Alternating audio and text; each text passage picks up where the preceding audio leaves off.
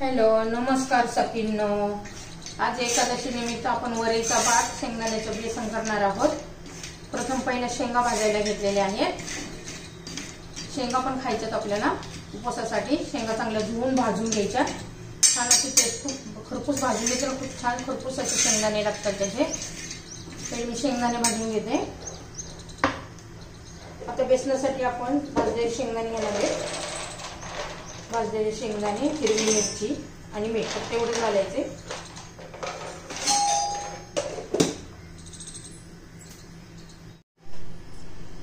हे बघा, मी गॅस बंद करतेय. आपल्या शेंगा भाजून झालेल्या आहे.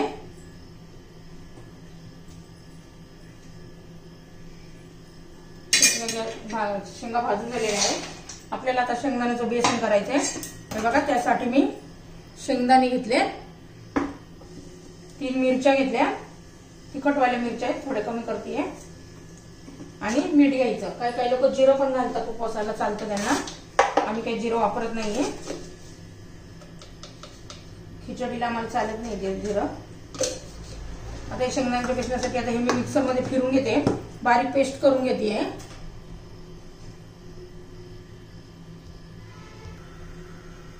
हे बघा, कढई गरम करण्यासाठी ठेवलेलं आहे. आपल्याला शेंगदाण्याचं बेसन करायचंय. हे बघा, वाटून घेतलं. इतकं बारीक करायचं, एकदम बारीक पेस्ट करायची त्याची.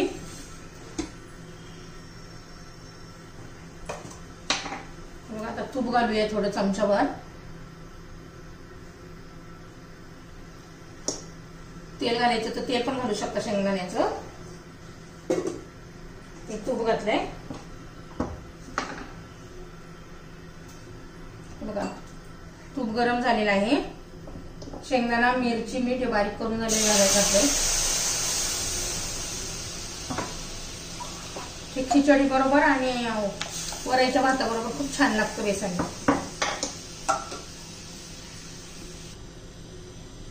हे बघा, झालं. आता याला 5-6 मिनिटं चांगलं शिजून द्यायचं. त्याला आपण भाजलेले शेंगदाणे घातलेले आहेत म्हणा, पण तरी 4-5 मिनिटं शिजून दिलं ना खूप छान चव येते त्याला. तुम्हाला पाहिजे तसं घट्ट पातळ ठेवा. आपण आता वरईच्या भाताची तयारी करूया. तुम्हाला जर माझी रेसिपी आवडली तर लाईक, शेअर आणि सबस्क्राईब करा. आता शिजू देऊ आपण 5-6 मिनिटं हे बेसन. हे पहा, वरईचा भात करायच्यासाठी मी वरईचे तांदूळ 1 वाटी घेतली होती आणि ते पाण्यामध्ये 15 ते 20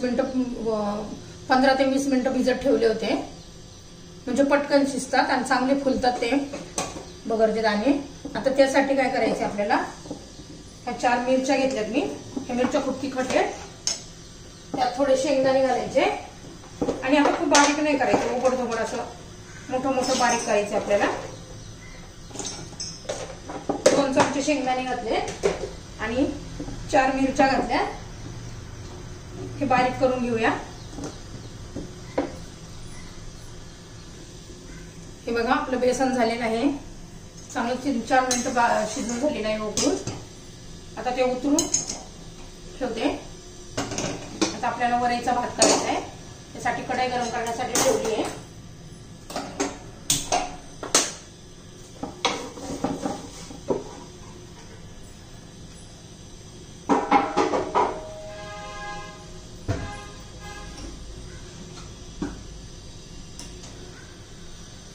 कढई गरम होऊ देऊ.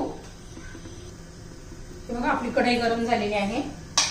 तर थोडंसं तूप घालू चमचाभर.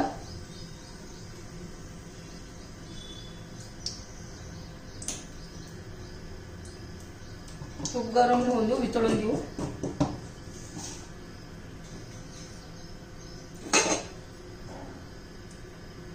तूप वितळले. आता त्यात आपण ही भगर घालू वरई. त्यात चांगली परतून घेऊया. भिजत ठेवले होते 15 ते 20 मिनिटं. बघा, छान वास सुटलाय. आणि हा वरई कोणी वरई म्हणतो, कोणी बगर म्हणतो. हे मी मोठं शेंगदाणे मिरची वाटून घेतली, ती घालूया. हा वरईचा भात जरा तिखट असल्यानंतर तरच छान लागतो मस्त.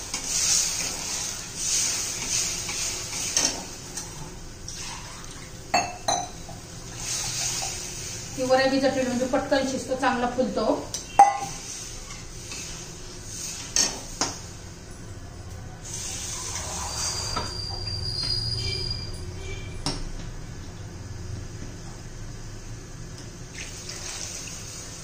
त्यात आपण आता मीठ घालून घेऊया.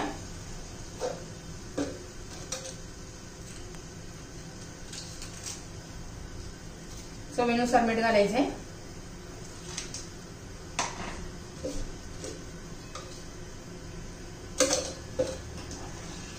यालाही 6-7 मिनिटं लागतील भाजवायला. हा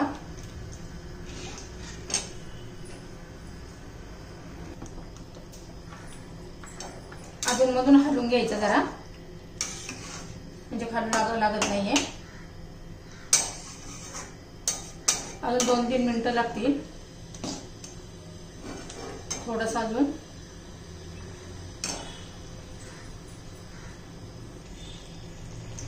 हे बघा आपला वरईचा भात झालेला आहे. हा वरईचा भात, हे शेंगदाण्याचं बेसन आणि हे भाजलेले शेंगा. बघा किती भारी उपवास